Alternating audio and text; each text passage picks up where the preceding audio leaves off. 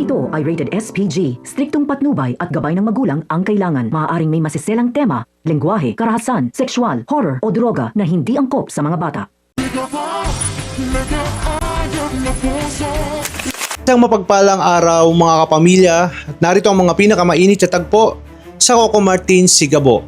Nakatutok ang buong atensyon ng grupo ni Samantha sa kanilang susunod na operasyon. Isa ito sa pinakamahalagang misyon na kailangang harapin, kaya bawat detalye at pinagpaplanuhan nilang mabuti. Para kay Samantha, higit pa ito sa isang simpleng assignment. Isa itong pagkakataon upang patunayan sa kanyang amang si Ricardo na karapat dapat siyang maging isang mahusay na operatiba. Dumating ang araw ng kanilang operasyon at tahimik silang pumasok sa bar kung saan inaasahang sisipot ang kanilang target na si Victor Zafra. Maayos ang lahat sa simula at walang sino man ang naghihinalang may nagmamatsyag sa paligid. Ngunit ilang sandali lamang ay biglang nagulo ang kanilang plano nang dumating ang manliligaw ni Samantha. Sa hindi inaasahang pagkakataon, nabanggit nito ang tungkol sa NCIA, dahilan upang maghinala ang mga tauhan nitong si Victor Zafra. Sa isang iglap, nabalot ng kaguluhan ang buong lugar. Agad na tumakas si Victor kasama ang kanyang mga tauhan bago pa sila tuluyang mapalibutan. Sabay nito ay nag-cruise na naman ang landas ni Samantha at Gabo. Hindi nila inaasahang pareho pala silang may iisang target at iisang layunin sa araw na iyon. Hindi nag-aaksaya ng oras ang dalawang kampo. Agad nilang sinimulan ang mainit na habulan ng mga sasakyan ni Victor. Ginawa ni Samantha ang lahat upang hindi na muling makatakas ang kriminal. Habang walang tigil namang sinusundan ni Gabo ang convoy ng mga tauhan nito kahit gaano pa ito kabilis.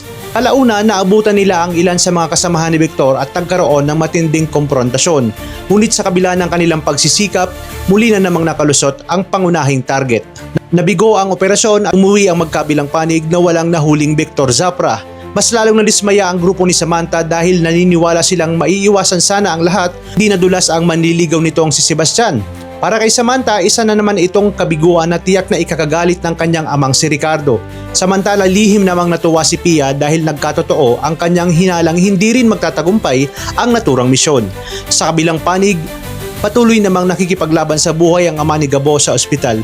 Ginawa ng mga doktor ang lahat upang mailigtas si Mang Rudy at sa kabutihang palad ay naisalba nila ang kanyang buhay.